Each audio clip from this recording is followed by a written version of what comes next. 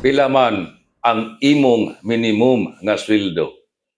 Ang mga trabahante sa nagkadaiyang pribadong kompanya naka-fix na daan ang minimum nga sweldo base sa nakabot nga desisyon sa Regional Tripartite Wages and Productivity Board RTWPB.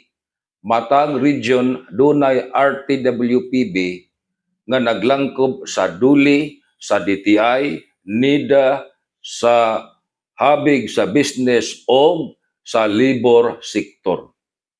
Tun-an kana sa RTWPB ang tanan nga mga factors o pilagyod ang pinakamaayo nga minimum nga sweldo sa matag trabahante.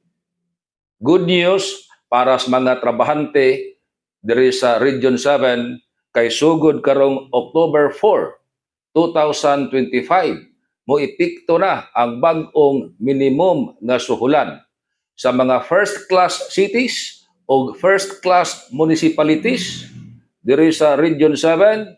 Ako malikon, sugod October 4, 2025, ang pinakabag-o nga minimum nga sweldo 540. Imanina, 540